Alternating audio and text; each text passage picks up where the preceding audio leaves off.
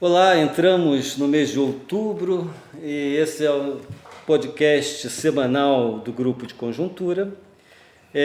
Hoje acabou de sair o dado relativo ao desempenho da indústria em agosto, um crescimento de 0,8% em relação ao mês anterior, que foi bom, acima das expectativas, sendo que a indústria de transformação cresceu 0,2% e a extrativa, que vinha de um desempenho ruim por causa do desastre de Brumadinho, cresceu quase 7%. Agora, a questão é saber se isso aí vai ser o início de uma recuperação mais forte ou não, né, Luciano? E, na verdade, até então, a indústria vinha andando de lado, né? O dado desse mês, a indústria, mostra que a indústria está no mesmo nível do final do ano passado, que também é o mesmo nível de 2 anos atrás. O que está se passando, afinal? Na verdade, a indústria enfrenta duas grandes adversidades, pelo menos, né? Uma foi o choque de Brumadinho, né? A indústria extrativa, dentro da qual está a mineração, chegou a ter uma queda de produção de 25% entre o início do ano e abril, mas agora ela já está em plena recuperação. Nesse momento ela está 5% abaixo do nível pré-Brumadinho, ainda tem um espaço aí para crescer razoavelmente, mas uma boa parte da recuperação já aconteceu agora até agosto. Em segundo lugar, a outra grande adversidade foi o impacto da economia mundial, né? A indústria, só para a gente comparar, né, teve uma queda acumulada de 0,4% neste ano contra igual período do ano anterior, mas se a gente olha a indústria mundial, algo não muito diferente disso está se passando. A indústria mundial está crescendo muito pouco. E só para a gente dar um exemplo, a Ásia, se a gente tirar a China, né, os emergentes asiáticos, que sempre foram uma economia muito dinâmica,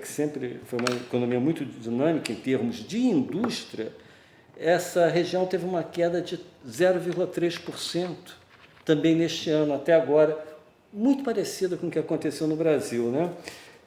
O que mostra que, na verdade, o que significa que a demanda mundial por produtos manufaturados, se não está caindo, pelo menos está próxima de uma situação de estagnação.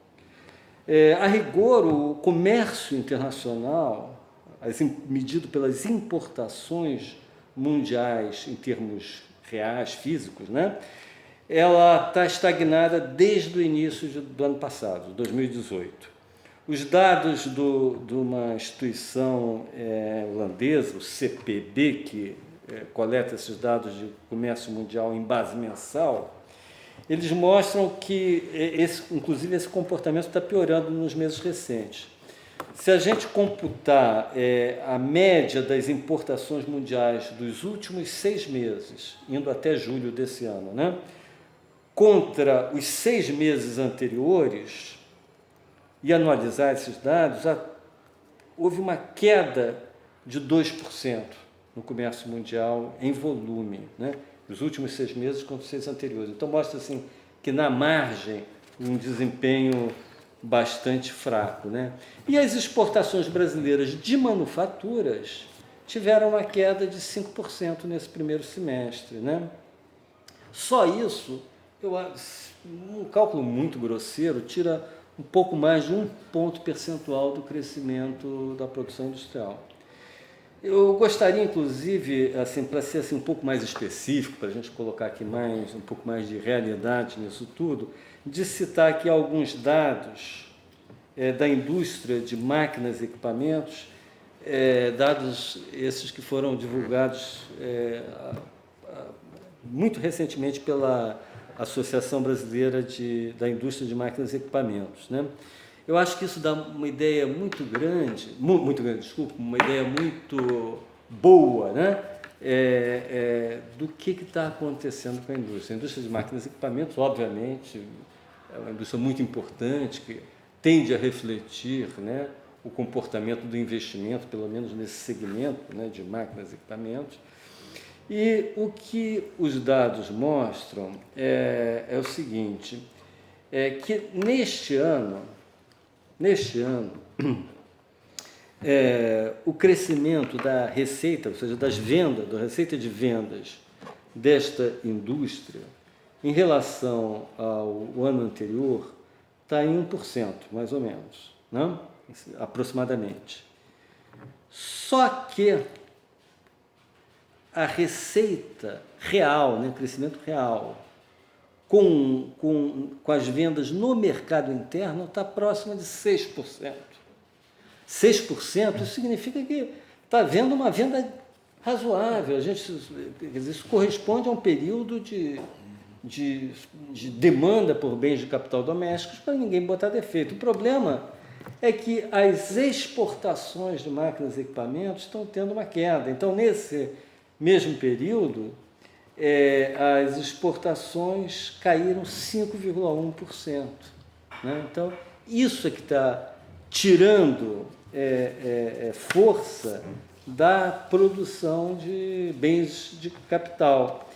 E se a gente for explorar um pouquinho esse dado de exportações, separando assim por regiões, o que a gente vai verificar é o seguinte, né?